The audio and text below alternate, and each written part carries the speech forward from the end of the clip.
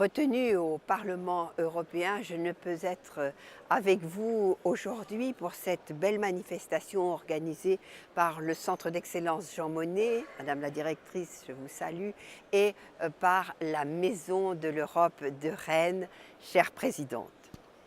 Je dois vous dire qu'aujourd'hui, 2 ans après ma réélection au Parlement européen, je suis totalement investie sur un des grands problèmes européens de ce moment, qui est l'accueil des migrants et des réfugiés demandeurs d'asile.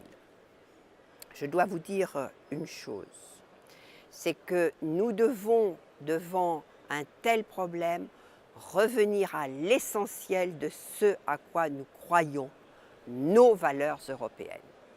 Et dans les valeurs européennes, ce sont la liberté, la démocratie, la solidarité que je veux mettre en valeur aujourd'hui avec vous.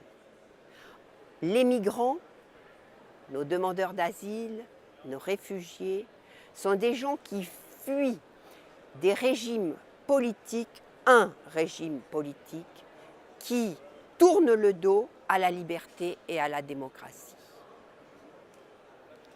L'accueil des migrants aujourd'hui en Europe nous renvoie à notre valeur fondamentale de la solidarité.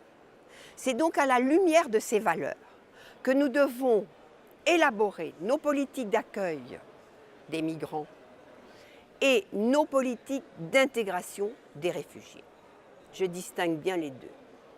Cela signifie que nous devons avoir une structure globale, une politique globale. Il n'est pas question de laisser les pays qui sont sous la pression de ces flux migratoires, le sud de l'Italie, Malte, mais aussi la Grèce et la Hongrie, la Bulgarie, la Roumanie, la Croatie, qui sont sous la première pression de ces flux migratoires, nous ne devons pas les laisser seuls. C'est un problème européen.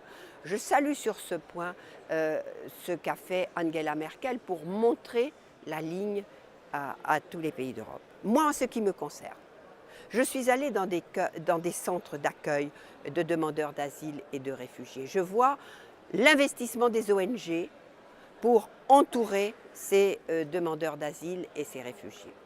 Mais en tant que rapporteur sur l'intégration professionnelle des réfugiés, je dois vous dire qu'il y a 3 points sur lesquels nous devons faire extrêmement attention.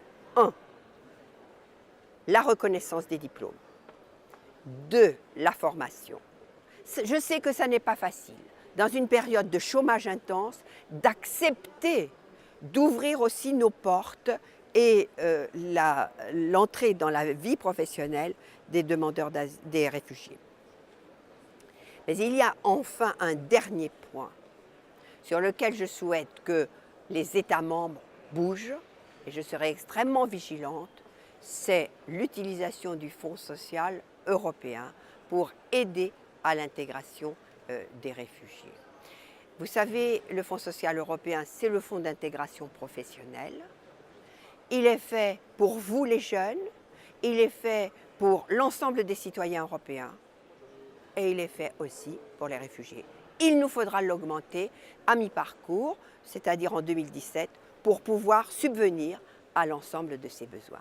Et enfin, j'avertis le Conseil et j'avertis l'ensemble des États membres, il faudra aussi bien préparer la relocalisation des réfugiés là où ils vont trouver du travail. Il n'y a pas d'intégration sociale sans intégration professionnelle et donc c'est aussi de notre devoir d'intégrer les réfugiés. Je compte sur vous, sur les valeurs européennes dans lesquelles vous vivez, que vous défendez et qui sont notre environnement de vie, de travail, ce à quoi nous croyons.